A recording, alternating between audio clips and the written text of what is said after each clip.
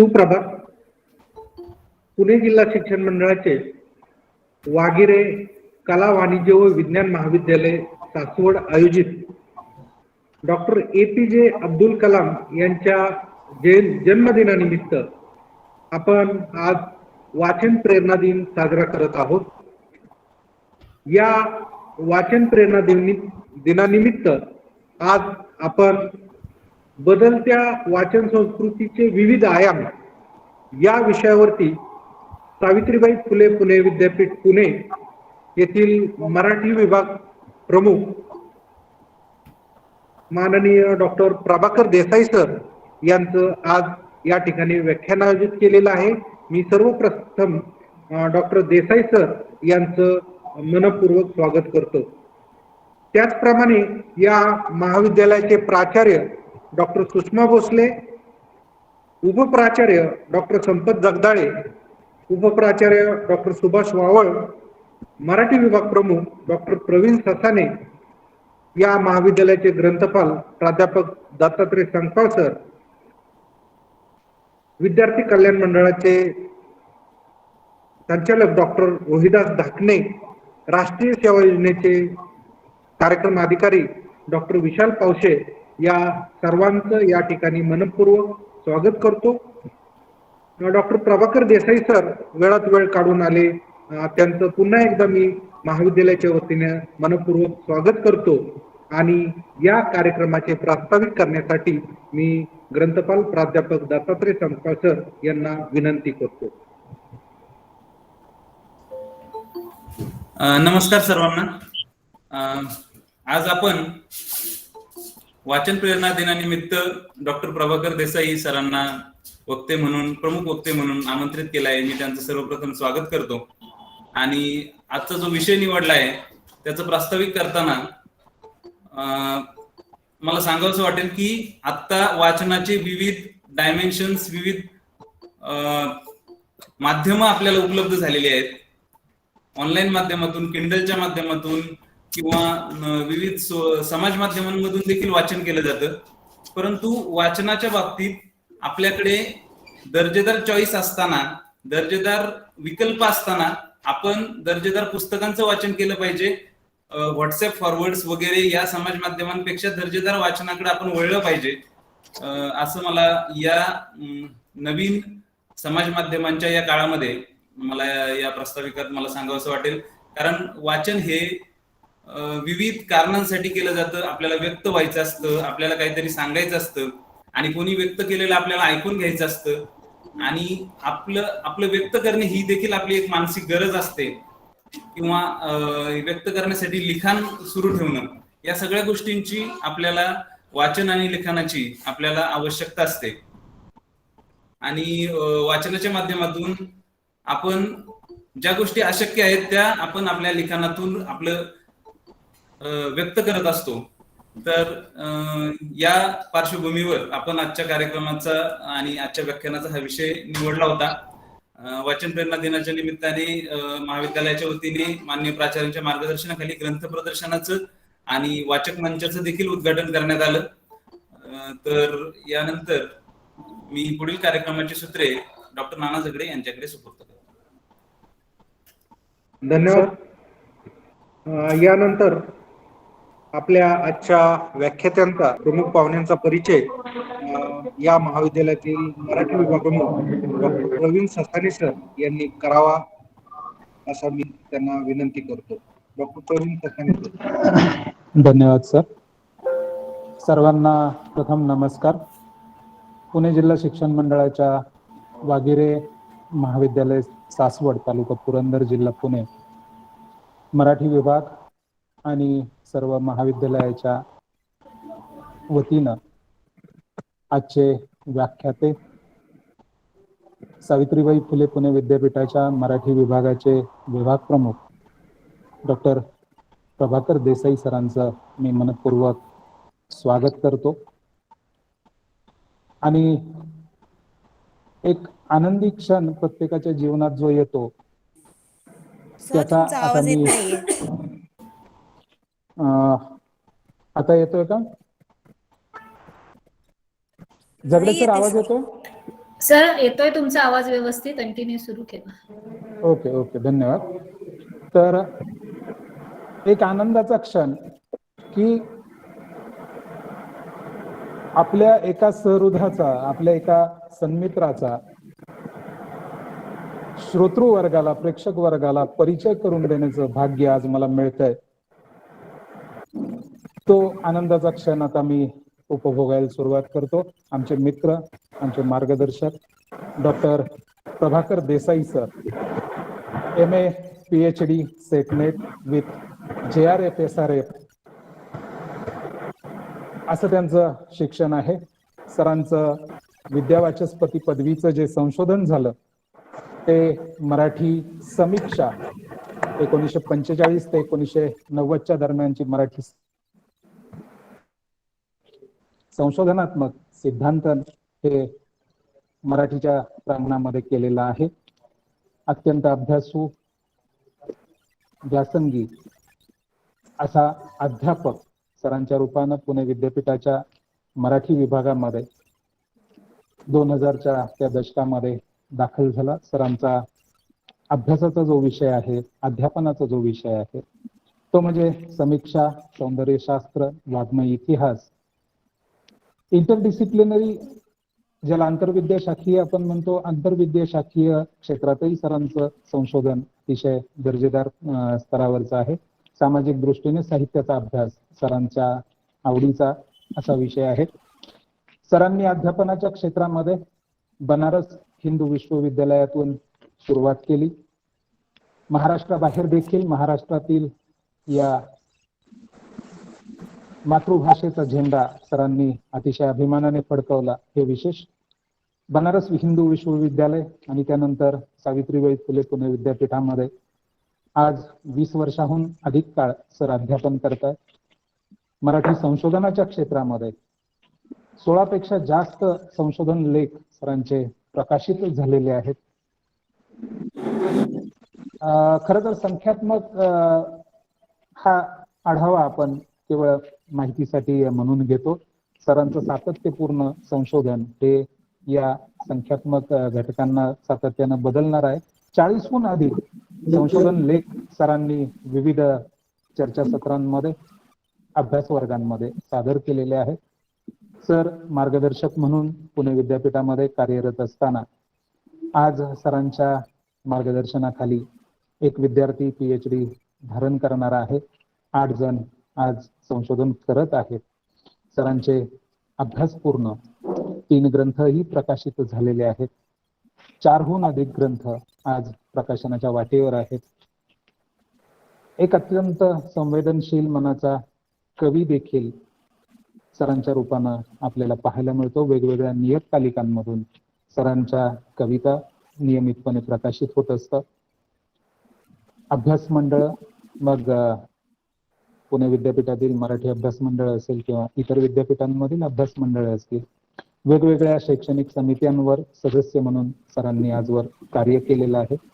सर्वात महत्वाचं सरांचं जे पुणे विद्यापीठामध्ये कार्य आपल्याला ठळकपणे गेल्या 5 वर्षांमध्ये पाहायला मिळतं ते म्हणजे सरांच्याकडे जेव्हा कुलगुरूंनी विद्यार्थी विकास मंडळाचं कार्य सोपवलं, सरांनी अतिशय समर्थपणे, अतिशय दूरदृष्टीनं राष्ट्रीय सेवा योजना असेल, विद्यार्थी विकास मंडळ असेल, ज्याला पूर्वी आपण विद्यार्थी कल्याण मंडळ म्हणायचो, या दोन्हीही विभागांना एक नवी दिशा देण्याचं, एक समर्थ सकारात्मक कार्य करून घेण्याचं कार्य हे निश्चितपणे केलंय.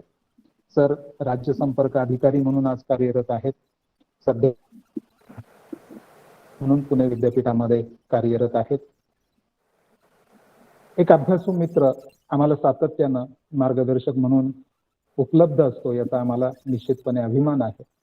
आज डॉक्टर APJ अब्दुल कलाम यांच्या जयंती दिनानिमित्त वाचन प्रेरणा दिन आपण साजरा करत आहोत. वाचाल तर वाचाल या उक्तीनुसार सातत्यानं ही प्रेरणा दिली, परंतु खऱ्या अर्थानं एका रसिक, व्यासंगी, अभ्यासू व्यक्तीकडून या विषयावरचे बदलत्या परिस्थितीत, समकालीन परिस्थितीमध्ये नवीन कोणकोणते आयाम आज उपलब्ध आहेत, या वाचन संस्कृतीचा कोणत्या पद्धतीनं समाज विकासाला, युवकांच्या व्यक्तिमत्व विकासाला उपयोग होऊ शकतो, या विषयावर आज आपण सरांचे विचार ऐकण्यास निश्चितपणे उत्सुक आहोत. वक्ता आणि श्रोता यांच्यामध्ये फार काळ अडसर न बनता मी सूत्रसंचालकांच्याकडे पुढील सूत्रे सोपवतो. आपली रजा घेतो. धन्यवाद. धन्यवाद सर. आजच्या या व्याख्यानाला जी लक्षणीय बाब आहेत त्याचाही उल्लेख या ठिकाणी करणं मला उचित वाटतं आहे. श्रोत्यांचा अतिशय उदंड प्रतिसाद आहे. आपली जी काही मर्यादा असते ती पूर्ण झालेली आहे आणि मुलांचे कॉल येत आहेत की सर जॉईन होता येत नाही. तर जो काही कोटा असतो तो पूर्ण झालेला आहे. ही एक आपली सकारात्मक बाब या ठिकाणी मला नोंदवावीशी वाटते. यानंतर मी सावित्रीबाई फुले पुणे विद्यापीठाचे मराठी विभाग प्रमुख माननीय डॉक्टर प्रभाकर देसाई सर यांना विनंती करतो की त्यांनी बदलत्या वाचन संस्कृतीचे विविध आयाम या विषयावरती आम्हाला, आमच्या विद्यार्थ्यांना मार्गदर्शन करावे. Please sir. धन्यवाद. पुणे जिल्हा शिक्षण मंडळाचे वाघिरे कला वाणिज्य व विज्ञान महाविद्यालय सासवड या महाविद्यालयाच्या प्राचार्य आदरणीय डॉक्टर सुषमा भोसले मॅडम, त्याचबरोबर ज्यांनी सुरुवातीला प्रास्ताविक केलं ते या महाविद्यालयाचे ग्रंथपाल आणि ज्यांनी 1-2 ओळींमध्येच मला त्या शीर्षकाची सुद्धा एक दिशा दिली, ते सन्मित्र प्राध्यापक दत्तात्रय संकपाळ. माझा फार सौहार्दाने आणि आत्मीयतेनं परिचय करून दिला ते आमचे सन्मित्र डॉक्टर प्रवीण ससाने सर. या कार्यक्रमाचं संचालन जे करता आहेत ते माझे वर्गमित्र डॉक्टर नाना झगडे. त्याचबरोबर मला असं वाटतंय की रोहिदास ढाकणे सर या सगळ्या आयोजनामध्ये सुद्धा आहेत. मी या सगळ्यांचा नम्रतापूर्वक उल्लेख करतो आणि आपण मला वाचन प्रेरणा दिवसानिमित्त अत्यंत महत्त्वाच्या अशा विषयावर बोलण्यासाठी निमंत्रित केलं, त्याबद्दल मी आपल्या सगळ्यांचे सुरुवातीलाच आभार व्यक्त करतो. विशेषतः प्राचार्य डॉक्टर सुषमा भोसले मॅडम यांचे आभार व्यक्त करतो.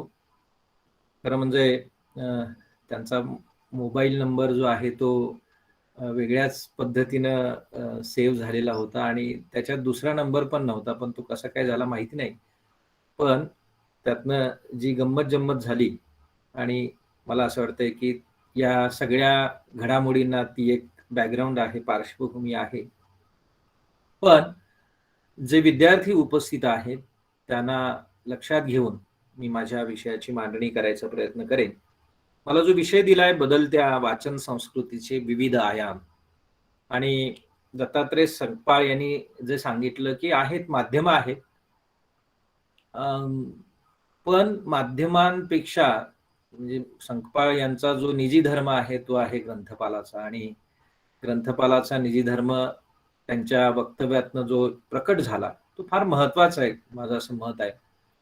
कारण टूल्स, वाचनाचे टूल्स किंवा वाचनाची साधनं बदलली म्हणजे वाचन संस्कृतीवर काय साधारणपणे परिणाम होतो.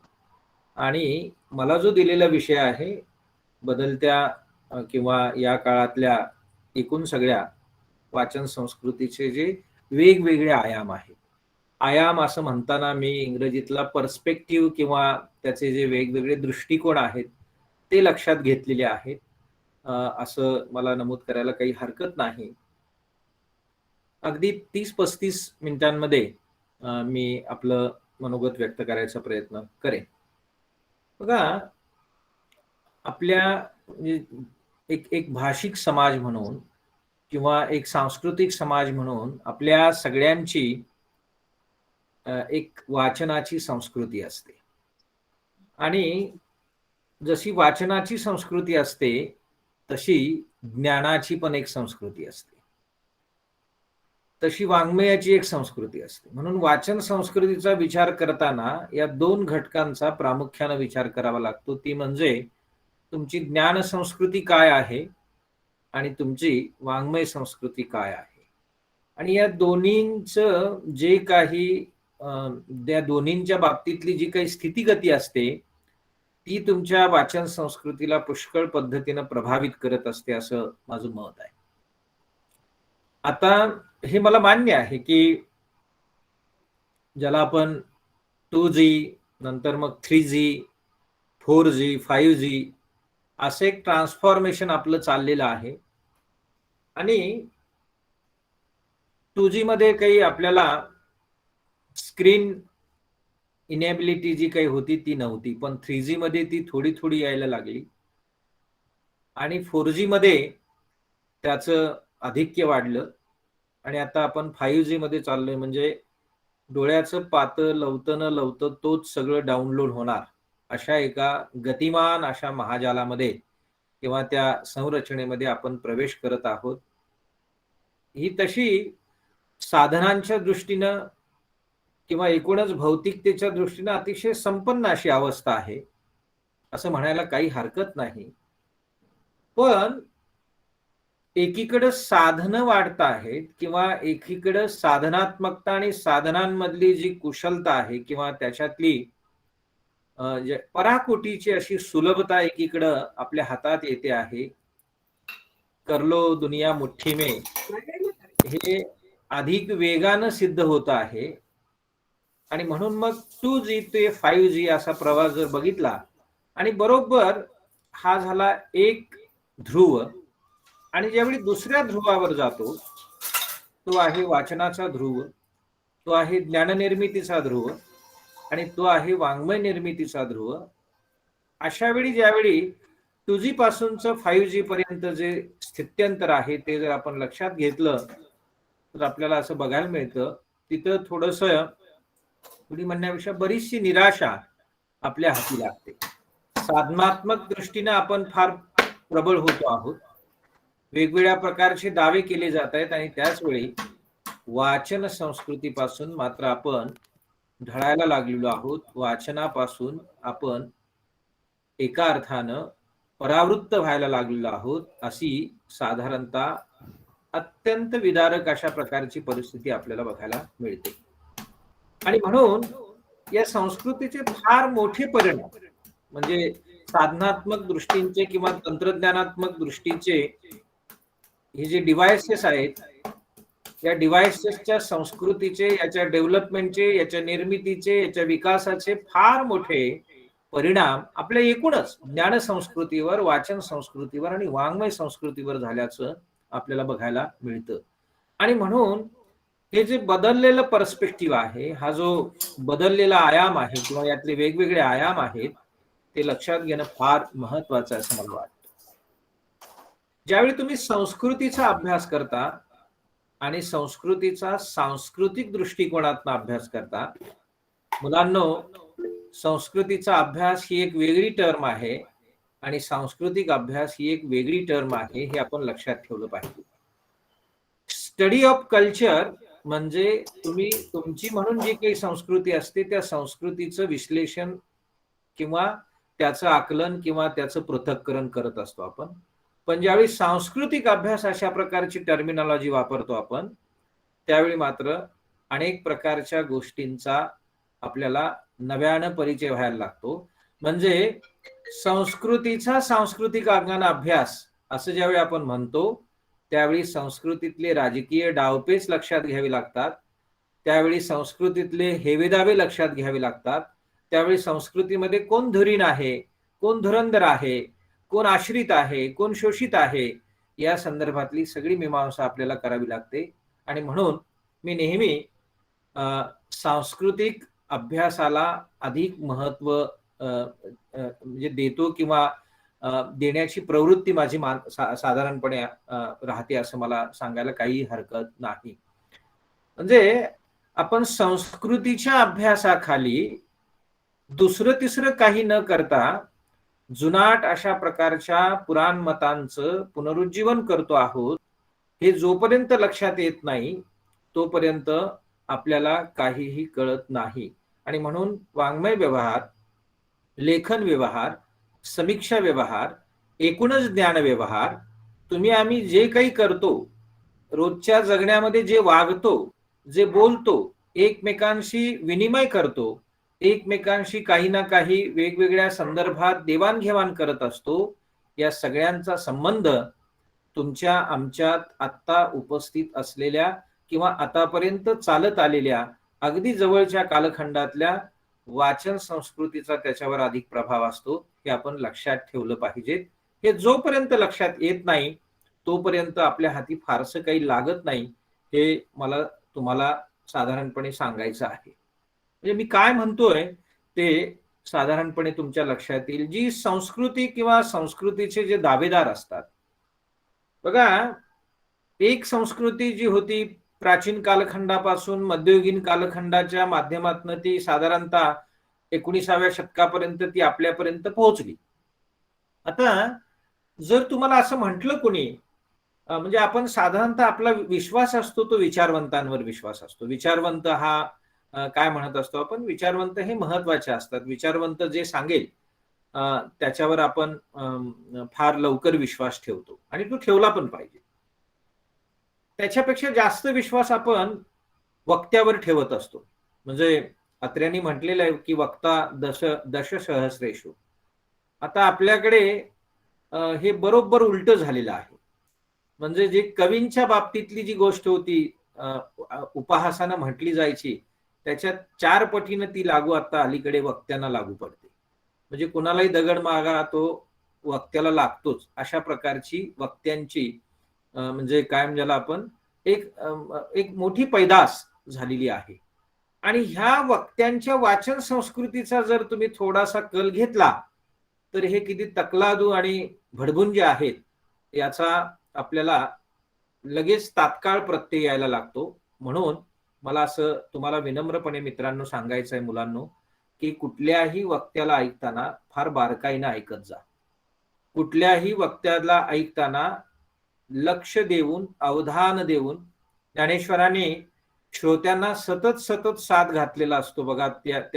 त्या ज्या श्रोते संस्कृतीचा आणि त्याच्यात गर्भित असलेल्या वाचन संस्कृतीचा किंवा ज्ञान संस्कृतीचा पाया जर ढळू द्यायचा नसेल, आणि त्याच्याही अगोदर, म्हणजे केवळ ज्ञानेश्वरांचीच गोष्ट आहे अशातला भाग नाही, ती अगदी प्राचीन कालखंडातल्या एकूण सगळ्या बुद्धाचं तत्वज्ञान आहे, चार्वाकाचं आहे आणि बाकीच्या सगळ्या प्रकारच्या गोष्टी ज्यावेळी आपण बघतो त्यावेळी त्याच्यातून चालत आलेली जी ज्ञान परंपरा आहे किंवा जी वाङ्मय परंपरा आहे ती आपण फार जाणीवपूर्वक लक्षात घेतली पाहिजेत असं माझं मत आहे.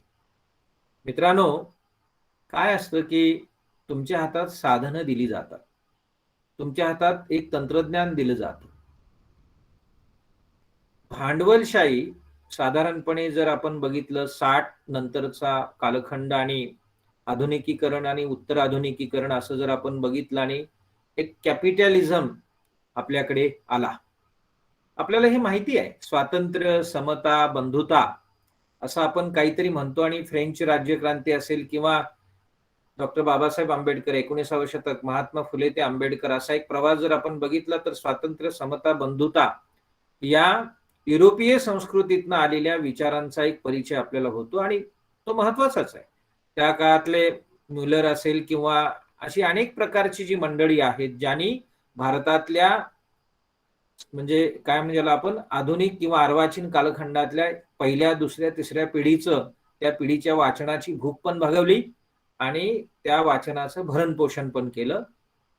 मग ती भारतातल्या सगळ्याच विचारवंतांना लागू पडते. म्हणजे ज्यावेळी महात्मा फुले ते गुलामगिरीचं पुस्तक ज्यावेळी निग्रो काय म्हणजे आपण चळवळीला किंवा निग्रोंच्या एकूण सगळ्या त्या लढ्याला ज्यावेळी अर्पण करतात त्यावेळी आपल्याला हे लक्षात येतं की महात्मा फुल्यांचं वाचन जे आहे ते या वैदिक किंवा अशा प्रकारच्या ह्याच्यात त्या कटघऱ्यात म्हणजे तिथं अडकून पडलेलं नाही. तर जे काही नवं आहे, नव्यानं ज्याचा परिचय होतो आहे जी आपल्या ज्ञानाची भूक भागवतं आणि ज्याला आपण एन्क्वायरिंग स्पिरिट म्हणतो. माझा चौकसपणा वाढवतं, मला प्रश्न विचारायला बाध्य करतं, मला प्रश्न पडतात, माझ्या मनात प्रश्न येतात आणि मी ते प्रश्न विचारतो. अशा प्रकारची भूक भागवणारं जे जे जे जे कल्चर असतं किंवा जी संस्कृती असते, त्या विचारवंतांनी आपल्या भारतातल्या पहिल्या पिढीला भरपूर योगदान दिलेलं आहे असं आपल्याला लक्षात यायला. पण हा काळ सतत आणि एकदम गतिमान पद्धतीनं बदलत गेला. आधुनिक, उत्तराधुनिक अशा याच्यातनं अनेक प्रकारचे विचारवंत आले. पण विचारवंतांच्या बाबतीत सुद्धा एक गोष्ट आपण लक्षात ठेवली पाहिजे. मी जसं म्हणालो, की वक्त्यावर लगेच विश्वास ठेवायचा नाही, तसंच विचारवंतांवर सुद्धा लगेचच्या लगेच विश्वास ठेवायचा नाही. इतकी वाचनाची आणि वाचकाची कुवत आपल्यात तयार झाली पाहिजे. हा माझा मूळ मुद्दा आहे तुमच्यापर्यंत पोहोचवण्याचा. याचं कारण काय? आपल्याला कळप समजलं जातं आणि कळप ज्यावेळी आपल्याला समजलं जातं, त्यावेळी कळपाला चेहरा नसतो मित्रांनो. ती मेंढरं ज्या पद्धतीनं हाकली जातात, तशा पद्धतीनं ती हाकतात किंवा ती पुढे जातात, असं साधारणपणे आपल्याला बघायला मिळतं. आपल्याला त्या कळपातला एक व्हायचं नाहीये. कळपाला चेहरा नसतो, बुद्धी नसते, विचार नसतो आणि जो त्यांना हाकणारा असतो, त्याच्या इशाऱ्यावर हे सगळं चाललेलं असतं. आपलं रूपांतर, की जी सगळी बरीचशी मंडळी जी आहेत, ती अशा कळपात करायचा प्रयत्न करत असतात आणि मग भलं आपण किती वाचलं तरी कृती मात्र तशीच करत असतो. आपण किती काही वाचू, आपण कृती मात्र त्यांना वाटेल, त्यांना साजेशी असेल, त्यांना योग्य वाटेल किंवा त्यांना जी अपेक्षित आहे ती आपण कृती करत असतो. त्यावेळी आपण लक्षात ठेवायचं की आपण जे ऐकतोय ते काहीतरी चुकीचं ऐकतोय. आपण जे वाचतोय ते काहीतरी चुकीचं वाचतोय. याचं कारण माझा ट्रेंड बदलत नाहीये, माझी जागा बदलत नाहीये, मला दिलेला मान मरातब बदलत नाहीये, माझं काहीच बदलत नाहीये. मी म्हणजे जीव तोडून रक्त ओकून ऐकतोय, वाचतोय, पुष्कळ प्रकारची ज्ञान निर्मिती करतोय, पण माझी मजल त्या क्षितिजाच्या पलीकडे जात नाहीये. त्याचं कारण काय? तर तुझा साचा केला गेलाय. तुला काय वाचायचं हे नियंत्रित करून दिलेलं आहे. मला असं वाटतं की भांडवलशाही आणि नवभांडवलशाही ही ज्यावेळी तुमच्या दारात हातात गणपती द्यायला लागते किंवा चीनमधनं किंवा अमेरिकेतनं ज्यावेळी तुमच्याकडे तुमच्या संस्कृतीची प्रतीकं यायला लागतात, गणपती येतो, वेगवेगळ्या प्रकारच्या गोष्टी येतात, सण समारंभ येतात. अशा प्रकारे ज्यावेळी संस्कृतीचं अपहरण किंवा संस्कृतीची कमोडिटी किंवा कल्चरल कमोडिटी म्हणून जी एक गोष्ट आपल्या आत दारात येते, त्यावेळी आपण समजायचं की आपला पाया आता जवळपास संपुष्टात आलेला आहे. माझ्या हातातलं, माझ्या पायाखालची जी भक्कम अशा प्रकारची माझ्या विचारांची, पुरोगामी विचारांची किंवा माणुसकीच्या विचारांची जी काही पायाभरणी होती, जी माती होती, ती माती आता हळूहळू वाळू निष्ठायला लागलेली आहे, असं मला नक्की समजता आलं पाहिजे. पण हे कळेपर्यंत फार वेळ जातो, हेही आपण लक्षात ठेवलं पाहिजे. आणि म्हणून मला माझा निर्देश जो आता मला थोडक्यात करायचा आहे तो म्हणजे मोबाईल आहे माझ्या हातात. माझ्या हातात कम्प्युटर, महासंगणक, संगणक, पंतप्रधान राजीव गांधी यांच्या कारकिर्दीपासून संगणक आणि महासंगणकाची जोरदार तयारी झाली आणि भारताचं या सगळ्या ग्लोबल कम्युनिटीमध्ये हळूहळू रूपांतरण व्हायला लागलं. अर्थात ही योजना चांगली असते किंवा हा साक्षात्कार चांगला असतो, हा आविष्कार चांगला असतो, पण ज्यावेळी हे यंत्र आपल्यावर हावी व्हायला लागतं, आपल्यावर नियंत्रण बाळगायला लागतं किंवा आपल्यावर नियंत्रण ठेवायला लागतं, त्यावेळी आपण सावध झालं पाहिजे. म्हणजे काय होतं बघा, एक पंजाबचे कवी आहेत, फार महत्वाचा कवी आहे साहित्य अकादमीच्या याच्यातला, आणि ते असं म्हणतात की मीच केवळ खुर्चीवर बसत नाही तर खुर्ची सुद्धा मला बसवते. पैसा केवळ मीच खर्च करत नाही तर पैसा सुद्धा मला खर्च करतो. जोपर्यंत मी पैसे खर्च करत असतो माझ्या हातातले, तोपर्यंत ठीक असतं, पण ज्यावेळी पैसा मला खर्च करायला लागतो, त्यावेळी मात्र मला असं वाटतं की आपण सावध असलं पाहिजे. आणि म्हणून मला असं वाटतं की कोण काय बोलतो आहे, कोण काय सांगतो आहे, कोण कशाबद्दल काय काय करतो आहे, याच्याकडे डोळे उघडे ठेवून आणि कान एकदम टवकारून आपण ऐकलं पण पाहिजेत आणि पाहिलं पण पाहिजे. मोबाईल संस्कृती किंवा भांडवलशाही संस्कृती, भांडवलदाराला अशा प्रकारच्या संस्कृतीचं डेपिक्शन हवं असतं, अशा प्रकारची संस्कृती त्याला रुजवायची असते की ज्याच्यातनं तुमच्या मनात विचारांचे धुमारे फारसे येणार नाहीत. तुम्ही फार विचार करणार नाही. म्हणजे जशी धर्म अफूची गोडी असते आणि मध्ययुगीन कालखंडामध्ये धर्मानं हे सगळं षडयंत्र रचलं आणि आपल्या मती, बुद्धी, सगळ्या प्रकारच्या गोष्टी आपल्या कुंठित करून ठेवल्या. आपण जातीपातीच्या, धर्माच्या आणि या सगळ्या वर्गवारीच्या एका गुंत्यात आपण अडकून राहिलो. धर्मानं हे काम फार चांगल्या पद्धतीनं केलं. त्यामुळं धर्म आज सुद्धा अधूनमधून डोकं वर काढत असतो. मग तो ख्रिश्चनांमधला कॅथॉलिक किंवा चर्चचा हे असेल, स्ट्रक्चर असेल, किंवा आपल्याकडच्या मंदिरांचं स्ट्रक्चर असेल, ते आपल्याला आजही बघायला मिळतं. कारण त्याच्या पुनःस्थापनेची, रामाच्या मंदिराची किंवा आणखी अनेक प्रकारच्या गोष्टींची ज्या ज्यावेळी गरज पडते, ही गरज तुमच्या आमच्यासारख्या मेंदूला किंवा बुद्धीला नसते. तर तुम्हा आम्हाला भावनिक आवाहन करून काय केलं जातं, ते जे परत परत पुन्हा एकदा तशा प्रकारची व्यवस्था आणि तशा प्रकारचा राज्यकारभार परत आला पाहिजेत, अशा प्रकारच्या यंत्रणेची ती मुहूर्तमेढ असते. म्हणून मित्रांनो, राजकारणात संवेदनशील असलं पाहिजे, भावनिक असता कामा नये. आणि राजकारण जसे ते करतात तसं आपल्याला पण करता आलं पाहिजे. आणि हे जर करायचं गरज किंवा ही अशी करायची कुवत यायची असेल तर मला नीट वाचलं पाहिजे. आता बघा, हे जे भांडवलशाही किंवा कमोडिटीवाले असतात, काय करतात, तुम्हाला कसं वागायचं आहे, तुम्ही काय वाचायचं आहे, हे तुम्हाला ठरवून दिलं जातं. आणि जो मुळापासून वाचत असतो, लिहित असतो, जो मुळापासून काहीतरी वेगळं सांगायचा प्रयत्न करत असतो, त्याला फारसं प्रकाशात आणू दिलं जात नाही. आणि म्हणून मला असं वाटतं की कुठल्याही समाजाची वाचन संस्कृती, वाङ्मयीन संस्कृती, ज्ञानात्मक संस्कृती जर बघायची असेल तर त्या निर्मितीमध्ये, ह्या सगळ्याच निर्मितीमध्ये सहभागी होणाऱ्या ज्या व्यक्ती असतात, संस्था असतात, त्या सगळ्यांचं काम काय काय आहे याच्या पाळामुळापर्यंत पण आपल्याला गेलं पाहिजे किंवा जावं लागतं. ते गेल्याशिवाय आपल्याला फारसं काही कळत नाही. आणि म्हणून पुरस्कार कोणाला मिळतो? पुरस्कार चांगलं लिहिणाऱ्या व्यक्तीला मिळतो की जे मला सांगायचं आहे, जे राज्य यंत्रणेला पोहोचवायचं आहे, जे विशिष्ट प्रकारच्या सांस्कृतिक दबंग गटांना पोहोचवायचं आहे, त्याचं भरण पोषण जर करणारा एखादा विचारवंत असेल तर तो राष्ट्रीय पातळीवर हिरो बनतो. तशाच प्रकारची सडकी, कुचकी किंवा सर्वसामान्य लोकांसाठी फारशी उपकारक नसलेली पण जे शासक आहेत किंवा जे धर्माचे आणि संस्कृतीचे पुजारी आहेत, त्यांच्या भल्याच आणि त्यांच्या हिताचं जे असेल तशा प्रकारची जर कोणी काय बांधत असेल, कोणी रचना करत असेल किंवा कोणी लिहित असेल, अशा प्रकारचा विचारवंत असेल तर त्याला आपण राष्ट्रीय पातळीवरचे पुरस्कार देऊन त्याला गौरवान्वित करत असतो.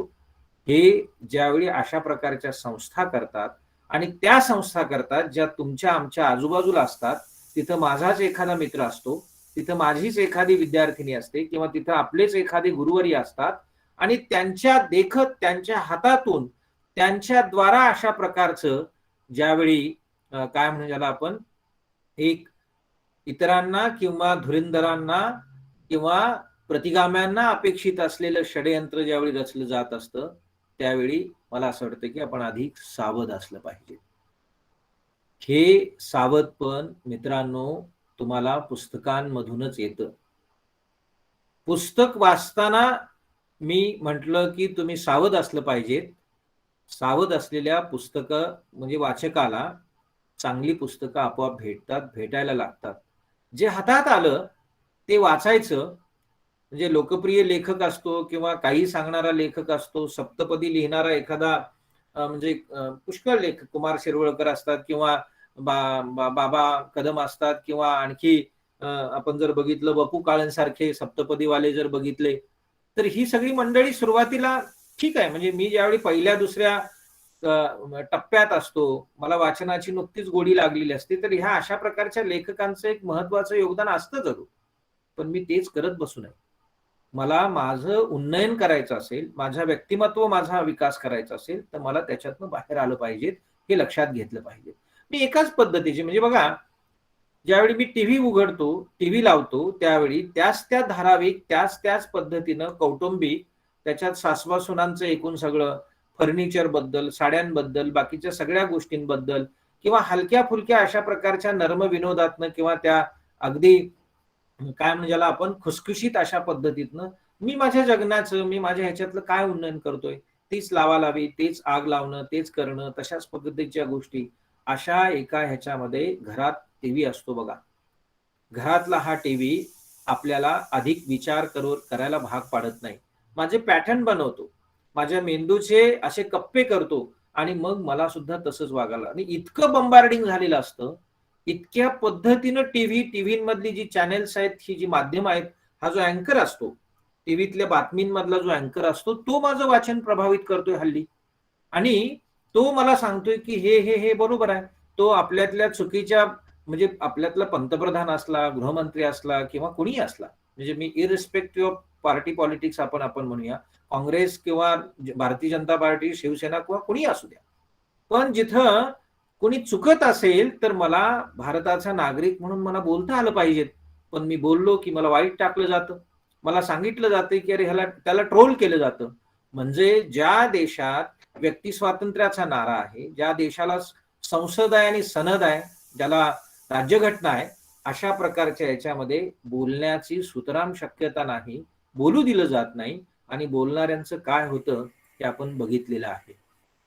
गौरी लंकेश किंवा गोविंद पानसरे, नंतर नरेंद्र दाभोळकर आणि कलबुर्गी या चौघांचं किंवा या प्रकारच्या अनेक लोकांचं काय काय केलेलं आहे हे आपण अगदी जवळ आणि काय म्हणजे आपण म्हणजे ही माणसं बोलत होती, ही माणसं वाचत होती. या माणसाने या नव्या साधनांच्या वाचन संस्कृतीतलं राजकारण ओळखलेलं होतं. कारण मोबाईलच्या माध्यमातून तेच येतं जे त्यांना तुम्हाला वाचायला लावायचं असतं. त्याच पद्धतीनं तुम्हाला फॉरवर्ड केलं जातं जे तुम्ही वाचायला हवं आणि त्याच्यातनं तुम्ही प्रभावित व्हायला हवं. अशा प्रकारची गोष्ट ती त्या संस्कृतीतनं येत होती. अशा वेळी मला असं वाटते की हे चौघे शिलेदार काहीतरी करू पाहत होते आणि ते कशातनं करू पाहत होते तर ते त्यांच्या मातृभाषेतनं करू पाहत होते. हे आपण लक्षात ठेवलं पाहिजे. म्हणजे मातृभाषेचा आणि वाचनाच्या पर्स्पेक्टिव्हचा फार मोठा संबंध हेही लक्षात ठेवा. म्हणजे गौरी लंकेश ही पत्रकार आहे, तिच्यापेक्षा जास्त खतरनाक, तिच्यापेक्षा जास्त रॅशनल किंवा तिच्यापेक्षा जास्त प्रभावी अशा पद्धतीचे मुद्दे मांडणारे पत्रकार आपल्या भारतात आहेत. ते मांडता आहेत, ते मांडत होते, पण त्यांच्या जीवाला धक्का पोहोचला का? पोहोचला नाही. त्यांच्यापेक्षा अधिक तळमळीनं किंवा त्यांच्यापेक्षा अधिक धारदार पद्धतीनं ते सगळे मानतायत, पण त्यांच्या जीवाला धक्का पोहोचत नाही. याचं कारण का? तर ते इंग्रजीतनं लिहित आहेत. संस्कृतीच्या रक्षकांना, हस्तकांना, वाचन संस्कृती मर्यादित आणि नियंत्रित ठेवणाऱ्या सगळ्या काय म्हणजे ज्याला आपण एजन्सीना हे माहिती आहे इंग्रजीचा वाचक फार कमी असतो. हे जे काही आग धूर करतायत त्याचा आवाका एवढा आहे, छोटा आहे.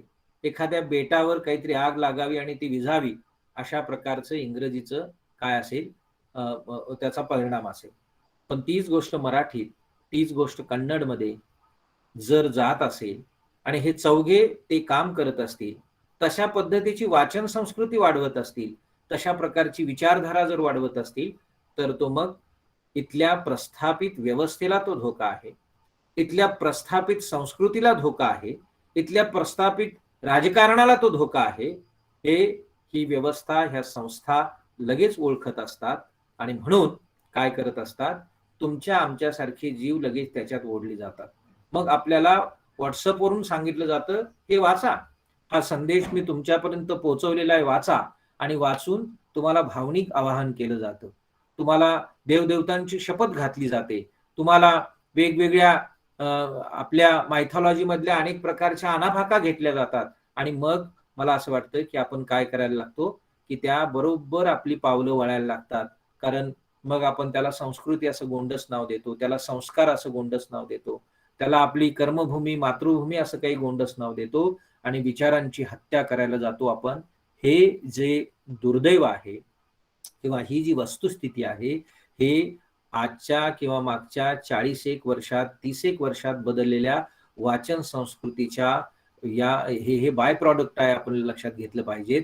आणि आणखी पुष्कळ प्रकारचा विध्वंस आणि पुष्कळ प्रकारचा नाश हा या कालखंडामध्ये झालेला आहे, हेही आपण लक्षात ठेवलं पाहिजे. आणि म्हणून मला तुम्हाला नम्र विनंती काय करायची आहे की काळजीपूर्वक व्यक्ती असेल किंवा व्यक्तींचा समूह असेल, लेखक असतील, लेखक असतील किंवा कवी असतील किंवा कोणी असेल, एखादा चित्रपट सुद्धा मला बघायचा आहे तर चित्रपट बघणं म्हणजे एका अर्थानं वाचन आहे हे लक्षात ठेवा. चित्रपटाचं बघणं म्हणजेच चित्रपटाचं वाचन करताय तुम्ही. ही वाचन संस्कृती इतकी काय म्हणजे ज्याला आपण ती व्यापक आहे. तुमच्या सगळ्या म्हणजे ज्याला आपण एक आंतर प्रक्रिया ज्याला आपण म्हणतो, आंतरमशागतीची ही सगळी प्रक्रिया असते आणि त्याच्यातनं आपल्याला हे सगळं लक्षात ठेवलं पाहिजे. अन्यथा मी म्हणजे तुम्हाला तुमच्या हातात जे काही दिलेलं आहे ना, मग ते मोबाईलच्या माध्यमातून असू द्या, टॅबलेटच्या माध्यमातून असू द्या किंवा वेगवेगळ्या सामाजिक माध्यमांच्या हातातून असू द्या, म्हणजे मला सेल्फी काढणं किंवा टिकटॉकवर हे करणं किंवा बाकीच्या सगळ्या प्रकारच्या गोष्टी करणं, म्हणजे दिवसात एक 3-4 वेळा टिकटॉक केले आणि माझं जर अर्धा पाऊण तास जर गेला किंवा 3-4 तास गेलं तर मग मला जरा बरं वाटतं.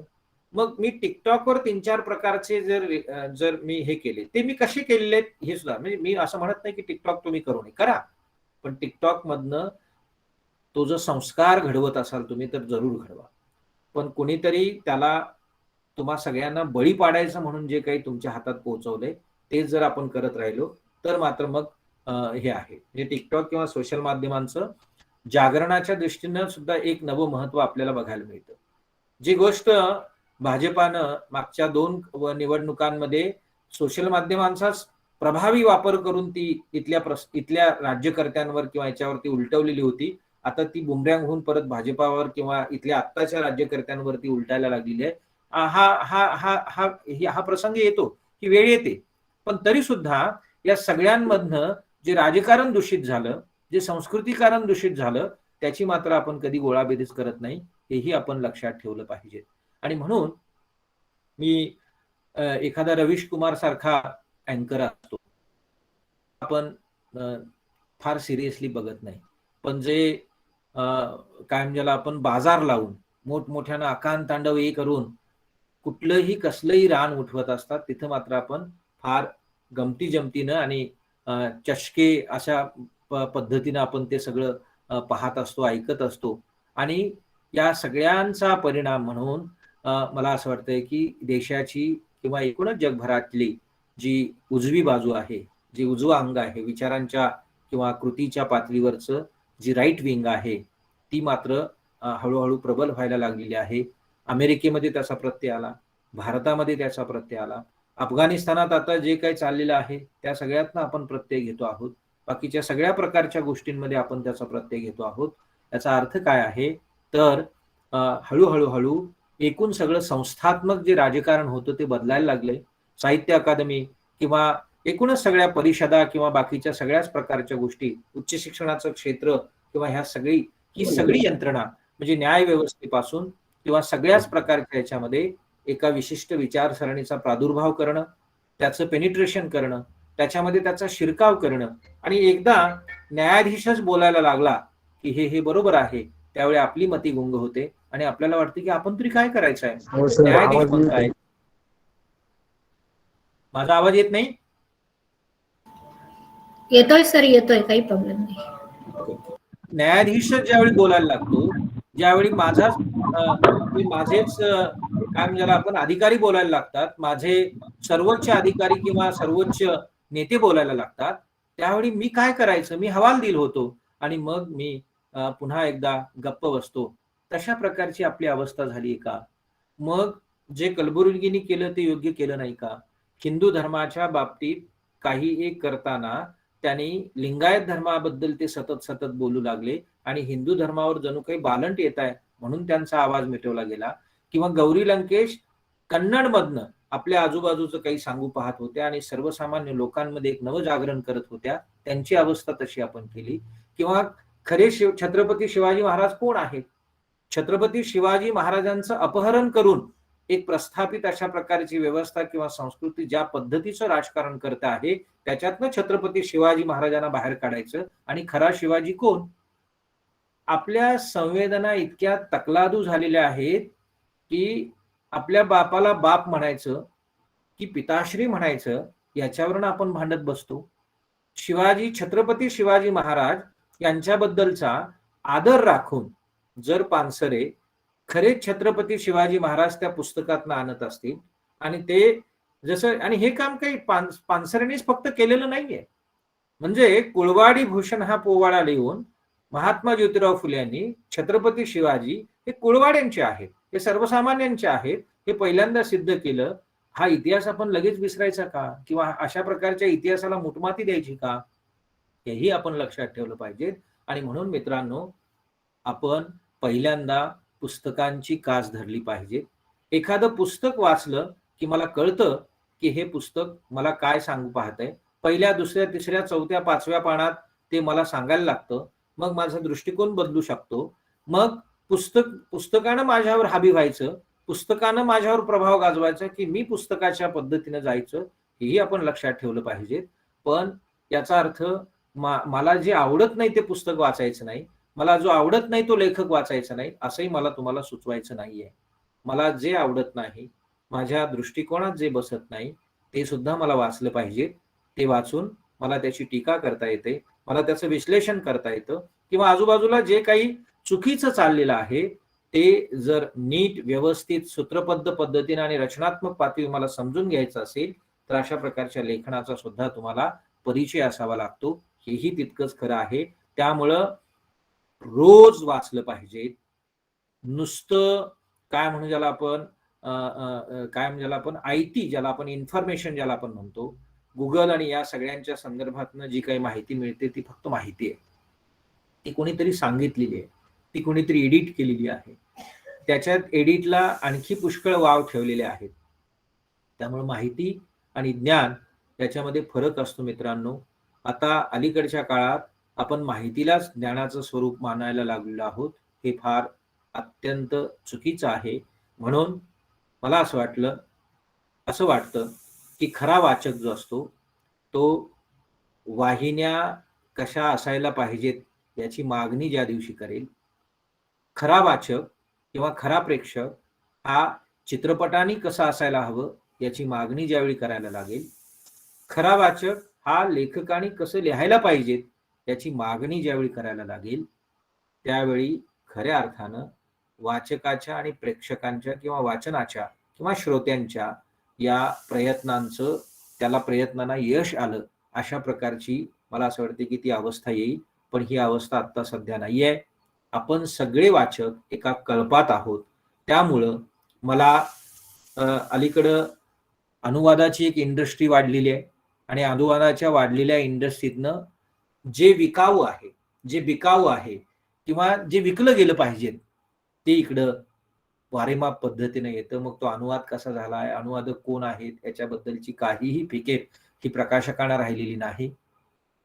ज्या पद्धतीचा ग्रंथव्यवहार आणि वाङ्मय व्यवहार आता सध्या फेसबुक आणि इतर सगळ्यांमध्ये चाललेला आहे, तशा प्रकारची लक्तरांची अवस्था या अगोदरच्या मराठी व्यवहाराला कधी आलेली नव्हती.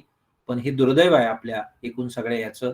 लॉकडाऊन आणि कोरोनाच्या कालखंडामध्ये आपण अधिकाधिक काय झालो, व्हर्च्युअल झालो किंवा सोशल माध्यमांच्या अनुषंगाने यायला लागलो. पण त्याच्या अनुषंगिक दुष्परिणाम पुष्कळ झालेले आहेत. त्यामुळे सुद्धा एक प्रकारचा ग्रंथव्यवहार किंवा एकूणच प्रकाशन व्यवहार आमूलाग्र बदललेला आहे, हेही आपण लक्षात ठेवला पाहिजे. आणि म्हणून काहीतरी करायचं म्हणून आलेले सगळे प्रकाशक आता हतबल होऊन वेगवेगळ्या गोष्टींना बळी पडतायत किंवा वेगवेगळ्या गोष्टींचं किंवा मजकुरांचं प्रकाशन करायला लागलेले आहेत. हेही दुर्दैवाचं एक चित्र आपल्या आजूबाजूला बघायला मिळतं आहे. आणि म्हणून मला असं वाटतं की राजकारणापासून ते स्वतःपासून ते राजकारणापर्यंतचा एकूण सगळा हा बिभत्सतेचा किंवा एकूणच हा जो प्रवास आहे, ज्या व्यक्तीने किंवा ज्या संस्थांनी भारताचं किंवा महाराष्ट्राचं भरण पोषण केलं, त्या संस्था आणि त्या व्यक्ती नाहीशा झालेल्या आहेत आणि त्या संस्था आता मोडकळीस येऊ लागलेल्या आहेत.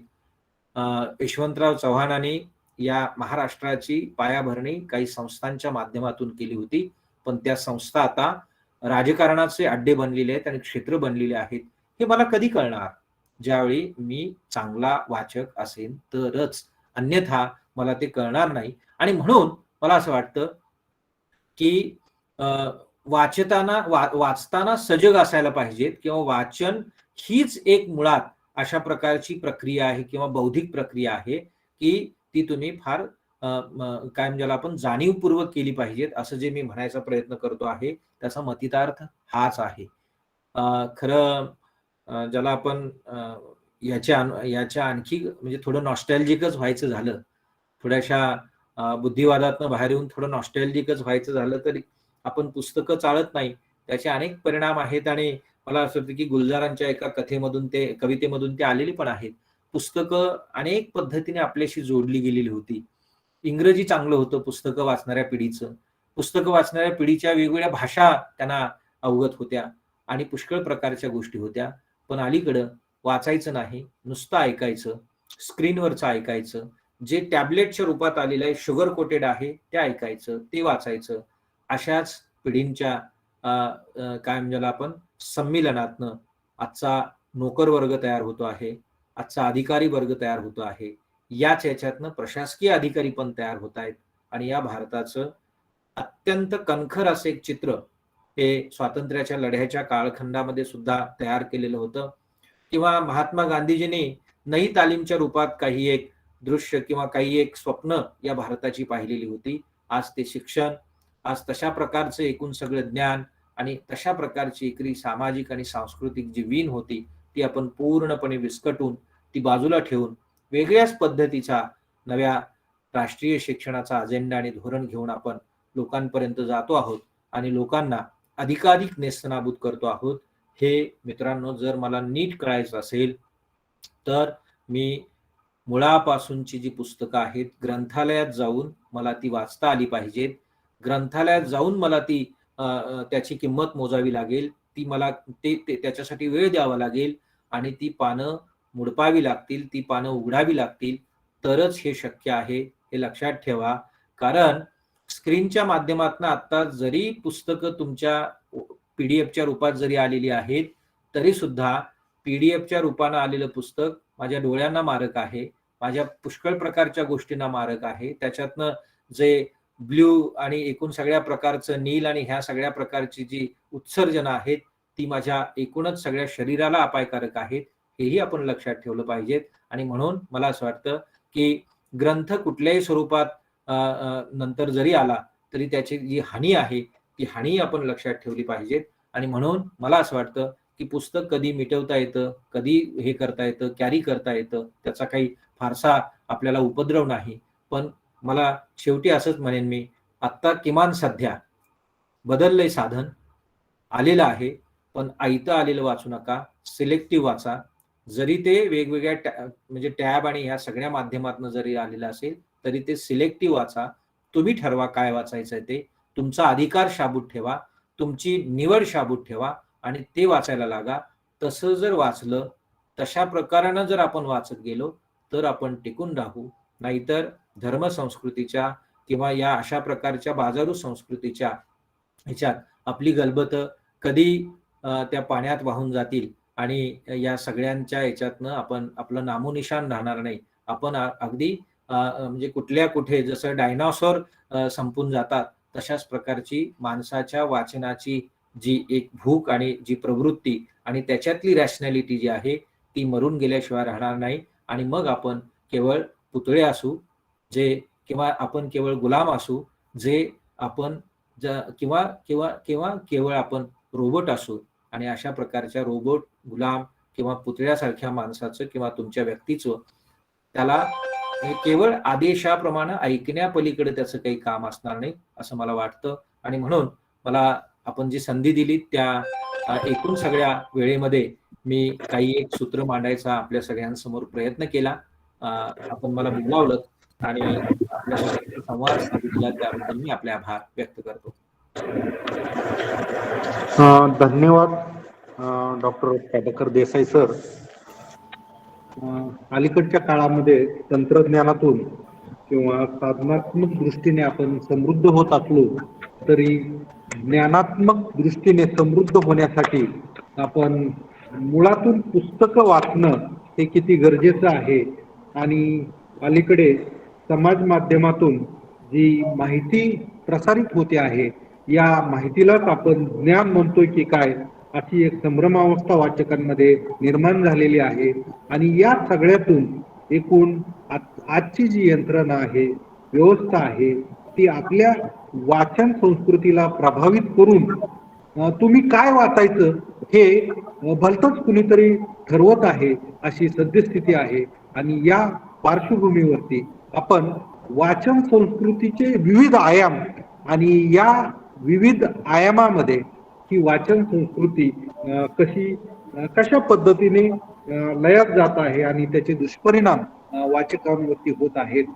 एकूण या सगळ्या पार्श्वभूमीवरती संस्कृती, वाचन संस्कृती, संस्कृती, समाज, राजकारण या सगळ्या गोष्टींचा आपण धांडोळा घेत अतिशय एक वेगळा विचार आमच्या समोर मांडला.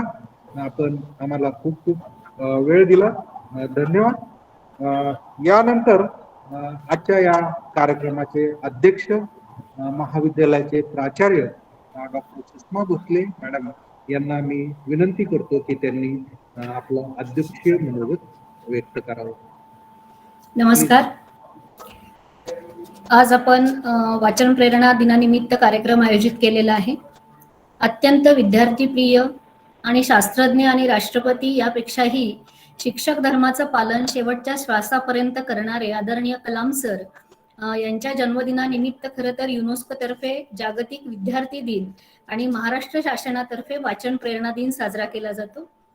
या निमित्ताने वाघेरे कला, वाणिज्य व विज्ञान महाविद्यालयातर्फे आज आयोजित केलेल्या वाचन प्रेरणा दिनानिमित्त आपल्याला जे प्रमुख वक्ते लाभले ते आदरणीय मराठी विभाग प्रमुख सावित्रीबाई फुले पुणे विद्यापीठातील मराठी विभाग प्रमुख डॉक्टर प्रभाकर देसाई सर यांचं मी महाविद्यालयाच्या वतीने मनपूर्वक स्वागत करते. आणि त्यांनी आता उत्तम मार्गदर्शन केलं त्याबद्दल त्यांचे आधीच मनपूर्वक आभारही मानते. महाविद्यालयाचे ग्रंथपाल संपाळ सर, विद्यार्थी विकास विभागाचे डॉक्टर ढाकणे, मराठी विभाग प्रमुख डॉक्टर ससाने, संचालन करणारे डॉक्टर नाना झगडे सर, महाविद्यालयाचे उपप्राचार्य डॉक्टर जगदाळे, डॉक्टर वाहवळ, विविध विभागाचे विभाग प्रमुख आणि विद्यार्थी मित्रमैत्रिणींनो, खरं तर आत्ताच देसाई सरांनी बदलत्या वाचन संस्कृतीचे विविध आयाम या विषयावरती समाज माध्यमांवरचे संदेश, त्या संदर्भातली राजकीय स्थिती, त्याला चढवले जाणारे धार्मिक रंग आणि अर्थातच वाचकांनी कुठल्या गोष्टींचं वाचन करावं याचा प्रत्यक्ष अप्रत्यक्ष संदेश देणारे आपण म्हणूयात की या आत्ताच्या 10-20 वर्षात निर्माण झालेले, सरांनी म्हटलं तसं दगड मारताच दिसणारे वक्ते आणि लेखक, या सगळ्यांचा आढावा अत्यंत शास्त्रीय पद्धतीनं आणि त्यातलं परस्पर संबंधाचं विहंगमावलोकन हे सरांनी अत्यंत उत्तम रीतीनं केलेलं आहे. आपल्या लक्षात येईल की समाज माध्यमाच्या जमान्यात जगण्यासाठी वाचन कला किती गरजेची आहे हे सरांच्या व्याख्यानातून खरं तर अधोरेखित झालेलं आहे. आपल्या लक्षात येईल खरं तर आमची पिढी म्हणजे देसाई सर, तुम्ही, मी किंवा आमचे जे काही आता विभाग प्रमुख आहेत की जे सध्या 45 ते 55 वयोगटातले आहेत, ही आपली सगळी पिढी जी होती यांच्यावरती वाचनाचे संस्कार घडवण्याची एक चांगली संधी त्या काळामध्ये होती. त्यातला बऱ्याच जणांनी फायदा घेतला.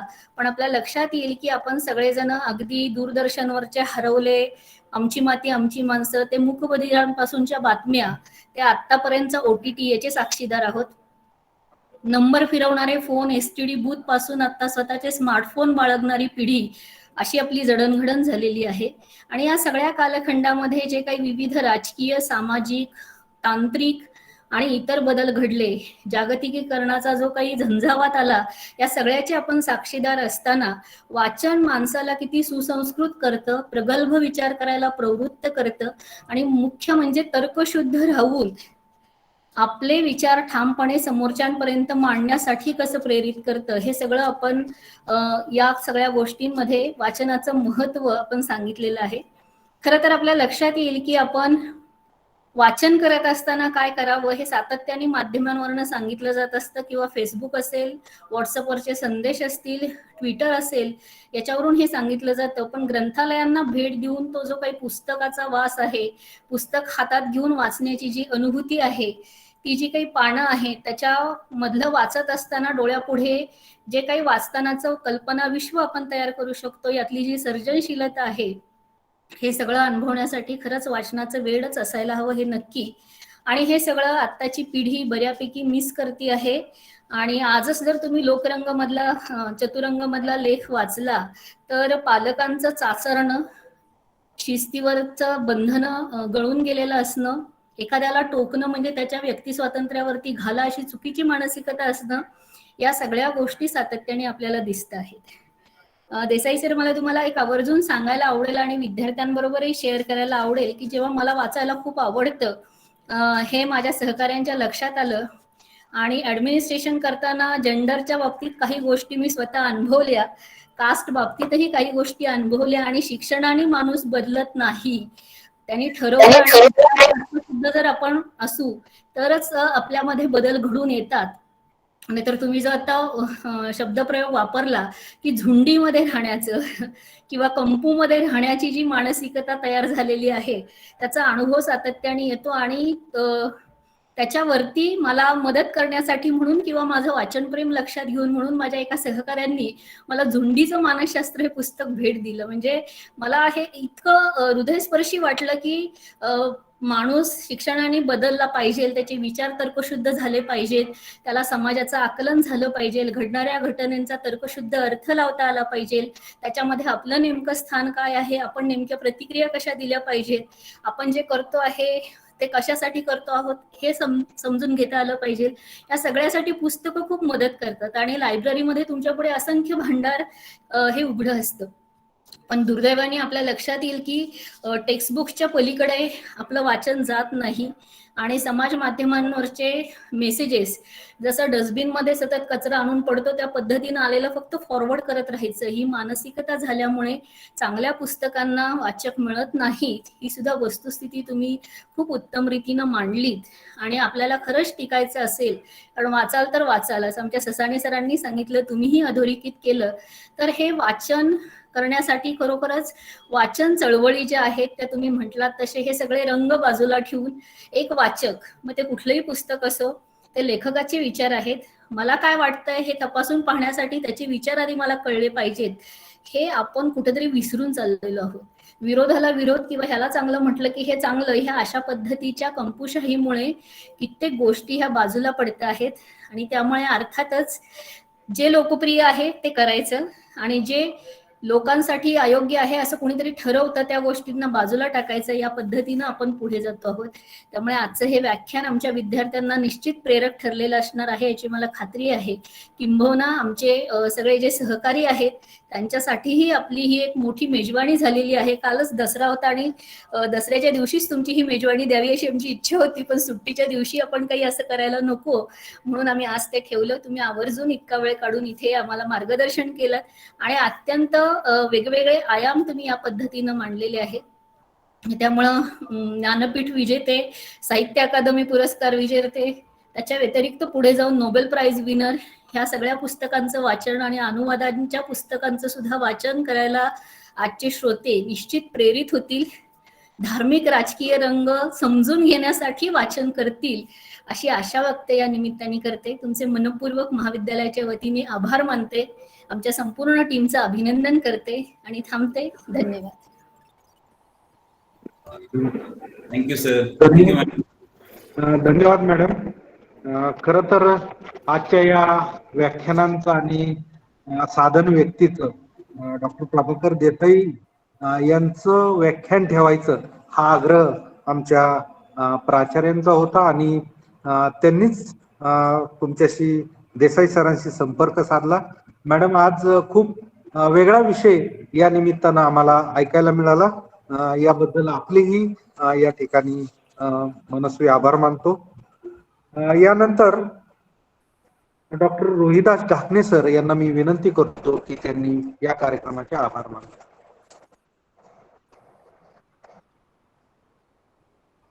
ढाकणे सर. यस, नमस्कार. आपणास ज्ञातच आहे की भारताचे माजी राष्ट्रपती व महान वैज्ञानिक डॉक्टर APJ अब्दुल कलाम यांचा 15 ऑक्टोबर हा जन्मदिवस महाराष्ट्र निर्देशानुसार वाचन प्रेरणा दिवस म्हणून साजरा केला जातो. त्यानिमित्त पुणे जिल्हा शिक्षण मंडळाचे वाघेरे महाविद्यालय सासवड, ग्रंथालय विभाग, मराठी विभाग, विद्यार्थी विकास मंडळ व राष्ट्रीय सेवा योजना यांच्या संयुक्त विद्यमाने विविध उपक्रमाचे आयोजन आपल्या महाविद्यालयात करण्यात आले. दिनांक 14/10/2021 रोजी ग्रंथ प्रदर्शन या कार्यक्रमाचे आयोजन ग्रंथालयात करण्यात आले होते. आज दिनांक 16/10/2021 रोजी डॉक्टर प्रभाकर देसाई, राष्ट्रीय सेवा योजना प्रमुख, सावित्रीबाई फुले पुणे विद्यापीठ, तसेच मराठी विभाग प्रमुख, सावित्रीबाई फुले पुणे विद्यापीठ यांचे बदलत्या वाचन संस्कृतीचे विविध आयाम या विषयावर व्याख्यानाचं आयोजन करण्यात आलं. त्यांच्या या व्याख्यानातून त्यांनी वाचन संस्कृतीचे विविध आयाम या विषयावर आपणास बहुमोल असे मार्गदर्शन केले. त्यांच्या व्याख्यानातून त्यांनी महात्मा फुले, डॉक्टर बाबासाहेब आंबेडकर तसेच महात्मा गांधी यांचे संदर्भ देऊन वाचन संस्कृतीचे महत्व अधोरेखित केले. तरी डॉक्टर देसाई सर यांचे महाविद्यालयातर्फे मी विशेष असे आभार व्यक्त करतो. त्याचबरोबर